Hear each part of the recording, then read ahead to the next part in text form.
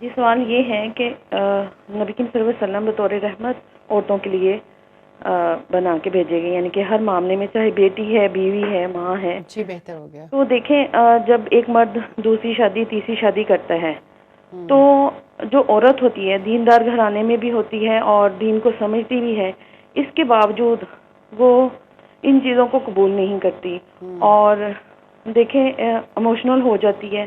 اس حالت میں وہ کیا کرے؟ وہ کس طرح جو نا وہ سیرت کے حوالے سے کیسے وہ اپنے آپ کو مینج کرے، اور مرد جو ہے وہ اس کا رویہ کیسا ہونا چاہیے عورت کے ساتھ؟ جی بہتر ہو گیا، جزاک اللہ خیر۔ ہم جواب لیتے ہیں۔ جی استاذہ۔ جزاک اللہ خیر فائزہ، سوال اچھا ہے۔ ایک تکلیف سے خواتین گزرتی ہیں اور نیچرلی یہ ہماری سوسائٹی کا بہت بڑا ایشو بھی ہے، لیکن دوسری شادی ہو تیسری یا چوتھی، حل ہے نا۔ سوسائٹی میں جب کبھی مردوں اور عورتوں کی تعداد ان بیلنسڈ ہوتی ہے تو نیچرلی اس طرح کے حل نفع دیتے ہیں۔ اگر مرد دوسری شادی نہ کرے تو وہ کیا کرے گا؟ ایک عورت کے اندر جب اس اپنا انٹرسٹ فیل کرے گا، اس کے ساتھ اس کے روابط بڑھیں گے تو وہ رفتہ رفتہ کس طرف جائے گا؟ یعنی ایک نیکی کا راستہ اختیار کرنے کی بجائے وہ گناہ گارانہ زندگی گزارنے پر مجبور ہو جائے گا۔ which is again acceptable into our society۔ دیکھیں عورت اس کو قبول کرتی ہے کہ مرد جو ہے نا وہ دوستی کر لے۔ جی بالکل، اور مرد جو ہے وہ کسی عورت کو گھر نہ لے کے آئے۔ اب بات یہ ہے کہ عورت یہ جو انہوں نے خاتون نے بات کی کہ دیندار گھرانوں میں بھی یہی مشکل ہے، اور واقعی تو عورت یہ والی بات سننا بھی نہیں چاہتی ہے کہ اس کے موضوع کے اوپر کوئی بات کی بھی جائے۔ آخر اتنی ریجڈٹی کیوں ہے؟ کنڈیشنڈ مائنڈ کی وجہ سے۔ کنڈیشنڈ ہے نا مائنڈ۔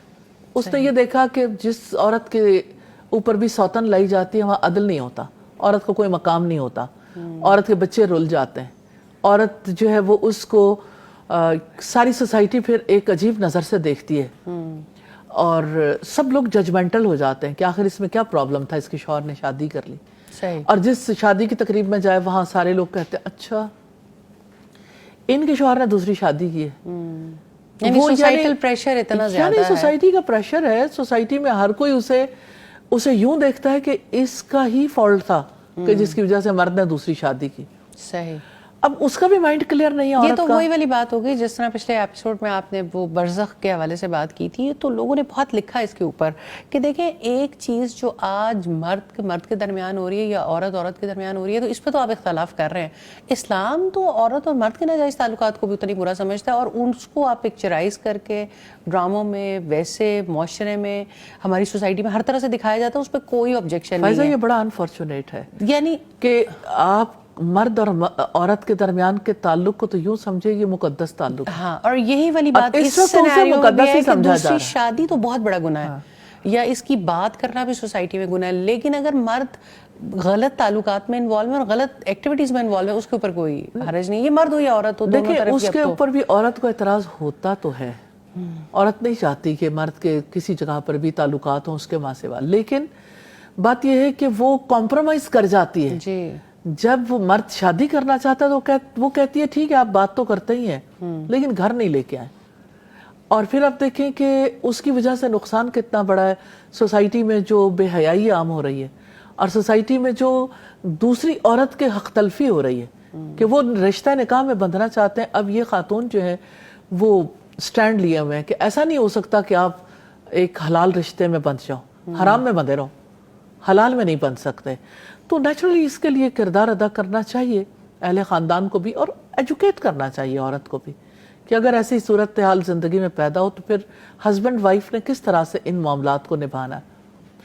اور جو لوگ ایجوکیٹ ہو جاتے ہیں، آپ نے دیکھا ہوگا ایک نشست میں ہمارے پاس ایک خاتون آئی تھی جنہوں نے یعنی خصوصی طور پر ہسبینڈ کو الاؤ کیا کہ وہ دوسری شادی کر لیں۔ ہے تو یہ بڑا ہی مشکل محاذ، بہت مشکل محاذ ہے، اور جو اس کا انتخاب کرتا ہے اس کی کوئی زندگی نہیں رہتی پھر۔